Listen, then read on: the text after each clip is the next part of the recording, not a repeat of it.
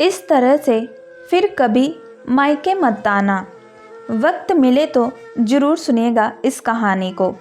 सुनिए, आपकी लाडली का फ़ोन आया है कि वो आज फिर यहाँ आ रही है। सुचित्रा ने मनोज के ऑफिस आते ही उससे कहा। आज शनिवार की वजह से ऑफिस डे हो गया था, तभी मनोज थोड़ा जल्दी ही आ गया था। क्या अभी तो 10-12 दिन पहले ही तो वो आकर वापस गई थी? मनोज ने आश्चर्य से पूछा। हाँ, गई तो थी, लेकिन आज फिर वो आ रही है। सुचित्रा को भी बेटी का इतना जल्दी आना अच्छा नहीं लग रहा था, लेकिन क्यों, क्या ज़रूरत आन पड़ी? मनोज को कुछ समझ में नहीं आया। फिर किसी बात पर नाराज़ हो गई होगी, सास या पति से। लेकिन मनोज, एक बात साफ साफ सुन लो। पिछली बार तो मैं तुम्हारे कहने से रुक गई थी, लेकिन इस बार मैं उसे बिल्कुल स्पष्ट शब्दों में बात करूंगी। इस तरह ससुराल से कोई रोज़ रोज़ आता है भला? ये तो कहो कि सीधे साधे सास ससुर और सीधा साधा पति मिल गया है, तो उसका नाजायज़ फ़ायदा उठा रही है ये लड़की। बेचारे उसके इस तरह यहाँ पर आने के लिए कुछ भी नहीं कहते। पिछली बार भी जब मैंने समधन जी से बात की थी, तो भी उन्होंने बड़ी नम्रता से कहा था कि समधन जी, अभी यशी थोड़ा नादान है, समय के साथ सब ठीक हो जाएगा, आप परेशान मत होइए। लेकिन मनोज, मुझको तो लगता है कि यशी ऐसे सुधरने वाली नहीं है। जब तक हम लोग थोड़ा सख्त नहीं होंगे, तब तक वो बिल्कुल भी सुधरने वाली नहीं है। क्योंकि ये तो सुना ही है कि अगर घी सीधी उंगली से ना निकले तो उंगली टेढ़ी करनी पड़ती है। और मैं आशा करती हूँ कि आप भी इस बार मेरा साथ जरूर देंगे, क्योंकि मुझसे ज़्यादा अपनी लाडली के स्वभाव को ज़्यादा जानते हैं। सुचित्रा ने मनोज की तरफ आशा भरी नज़रों से देखा। जैसा तुम ठीक समझो, क्योंकि इस तरह बेटी की गृहस्थी भी तो मैं बर्बाद नहीं होने देना चाहता। मनोज ने सुचित्रा का साथ देने का वादा किया। अभी दोनों बात कर ही रहे थे कि तभी डोरबेल बजी और दरवाज़ा खुलते ही यशी दरवाजे पर बैग कंधे पर टांगे खड़ी नजर आई। मम्मी और यशी सुचित्रा के गले लग गई। सुचित्रा ने कहा, तुमने फ़ोन पर बताया नहीं कि तुम क्यों आ रही हो, और अभी 10-12 दिन पहले ही वापस गई थी और फिर इतनी जल्दी यहाँ चली आई। सुचित्रा ने उसको अपने गले से अलग करते हुए कहा। क्या मम्मी, मैं अब अपने घर भी नहीं आ सकती? यशी एकदम से चिनचिनाते हुए बोली। यशी, अब इस घर से पहले वो घर तुम्हारा है, और इस घर से ज़्यादा उस घर का ख्याल रखने का दायित्व भी। चलो मुंह हाथ धो लो, मैं चाय बनाती हूँ, क्योंकि तुम्हारे पापा भी बस अभी अभी ऑफिस से आए हैं। सुचित्रा ने अपने दुलार पर लगाम लगाते हुए कहा। क्या पापा इतनी जल्दी ऑफिस से आ गए? यशी ने आश्चर्य से पूछा। आज शनिवार है, तुम्हारा ध्यान किधर है यशी? सुचित्रा ने यशी की ओर निहारते हुए कहा।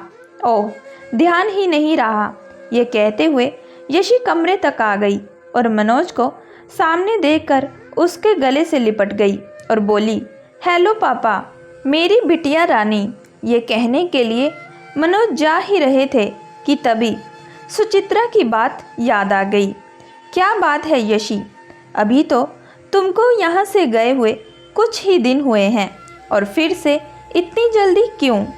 मनोज ने ज़बरदस्ती थोड़ा बहुत तैयारियों का चढ़ा कर कहा। क्या पापा, मम्मी भी यही कह रही थी और आप भी यही कह रहे हैं। ये मेरा अपना घर है, मैं जब चाहूँ तब यहाँ आ सकती हूँ। यशी थोड़ा इठलाती हुई बोली। यशी, ये तुम्हारा घर था, लेकिन अब नहीं। अब तुम्हारी ससुराल ही तुम्हारा असली घर है। ये बात गांठ बांध लो। और तुम्हारा रोज़ रोज़ इस तरह से यहाँ आना मुझे बिल्कुल भी पसंद नहीं है। सुचित्रा हाथ में चाय की ट्रे लेकर अंदर आ गई। साफ साफ बताओ यशी, बात क्या है? कुछ नहीं मम्मी, यशी ने आंखें चुराते हुए कहा। यशी, तुम्हारी आंखें साफ बता रही है कि तुम मुझसे झूठ बोल रही हो। मैंने तुमको जन्म दिया है और तुम्हारी हर हरकत से वाकिफ हूँ। मैं इस बार सुचित्रा कुछ ज़्यादा ही सख्त लग रही थी। अभी यशी की शादी को कोई बहुत ज़्यादा दिन नहीं हुए थे और तब से लेकर अब तक सिर्फ एक बार पगफेरे को छोड़कर 4-5 बार तो अपने मन से आ चुकी थी। सुचित्रा यशी के नकचढ़े स्वभाव को बहुत अच्छी तरह से जानती थी कि यशी जरा जरा सी बात पर मुंह फुला लेती है। जरूर समधन जी इसको कुछ समझाती होंगी और ये मुंह फुलाकर यहाँ पर आ जाती है। 1-2 बार सुचित्रा ने समधन जी से बात भी की, लेकिन वो यशी का बचपना समझकर इसको माफ़ कर देती है।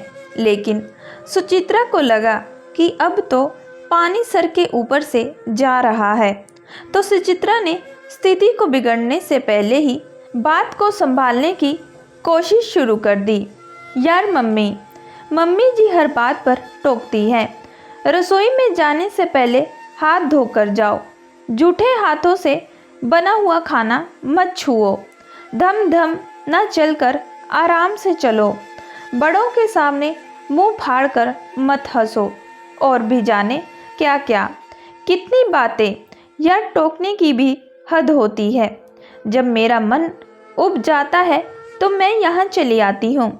यशी का चेहरा ये सब कहते कहते लाल हो गया। यशी बेटा, जिस तरह डिब्बे में कोई सामान भरो तो सामान ज़्यादा होने के कारण आसानी से नहीं भर पाता, तो फिर अगर उस डब्बे को हिला डुला कर भरो तो आसानी से भर जाता है। उसी प्रकार किसी भी परिवार में व्यवस्थित होने के लिए थोड़ा बहुत तो हिलना डुलना पड़ेगा ही, और उसका परिणाम अच्छा निकलता है। और तुम जिन बातों को टोकना कह रही हो, हमारी भाषा में उसको सीखना भी कहते हैं। और फिर वो अगर कुछ सिखाती भी है तो तुम्हारी भलाई के लिए। अगर कोई मेहमान आ जाए तो तुम ना टोको, ये तो कहो समधन जी अच्छी है कि हमारी परवरिश पर उंगली नहीं उठाती, वरना तो लोग बात बात पे सीधे माँ बाप की परवरिश पर ही उंगली उठा देते हैं। आज के बाद अगर यहाँ आना तो दामाद जी के साथ ही आना, इस तरह से फिर कभी यहाँ मत आना। सुचित्रा ने बिल्कुल साफ शब्दों में कह दिया। पापा आप ही समझाइए ना मम्मी को, क्या कुछ भी कह रही है। यशी ने आशा भरी नज़रों से मनोज की तरफ देखा। यशी बिल्कुल ठीक कह रही है तुम्हारी मम्मी, तुम हमारे लाड प्यार का गलत इस्तेमाल कर रही हो, और इस मामले में मैं तुम्हारी कोई भी मदद करने वाला नहीं। मनोज ने भी बिल्कुल साफ अपने हाथ झाड़ लिए। अभी वो लोग बात कर ही रहे थे कि दामाद का भी फ़ोन आ गया। हेलो मम्मी जी, क्या शशि कायदे से वहाँ पहुँच गई है? विभू ने शालीनता से पूछा। हाँ पहुँच गई है, सुचित्रा ने विभू से कहा। लेकिन दामाद जी आप नहीं आए? दामाद ने कहा। हाँ मम्मी जी आएंगे, जरा यशी को फ़ोन दे दीजिए। यशी हम लोगों का फ़ोन नहीं उठा रही, विभू ने विनम्रतापूर्वक कहा। हाँ बेटा देती हूँ, और सुचित्रा ने फ़ोन यशी को पकड़ा दिया। यशी तुम ठीक ठाक पहुँच गई? यशी मेरी बात सुनो, तुम बिल्कुल भी नाराज़ ना हो। मम्मी कह रही थी कि तुम किसी बात पर गुस्सा होकर अपना बैग लेकर चली गई। तुम मेरा और मम्मी दोनों का ही फ़ोन भी नहीं उठा रही थी। मम्मी को तुम्हारी बहुत चिंता हो रही है। वो कह रही हैं कि तुम वापस आ जाना जब तुम्हारा जी चाहे, और उन्होंने वादा किया है कि अब तुमको किसी भी बात पर नहीं टोकेंगी, तुम्हारा जैसा जी चाहे वैसा रहना। यशी ने कहा। सॉरी विभू, मैं गलत थी। मम्मी जी मेरी भलाई के लिए ही मुझको समझाती थी, लेकिन मैं पता नहीं क्यों उनसे नाराज़ हो जाती हूँ। लेकिन अब मैं बिल्कुल भी नाराज़ नहीं होंगी और तुरंत अपने घर वापस आ रही हूँ। यशी के शब्दों में साफ अफसोस झलक रहा था। देखो यशी, वहाँ सब लोग कितने अच्छे हैं, बहुत मुश्किल होता है ऐसा परिवार मिलना।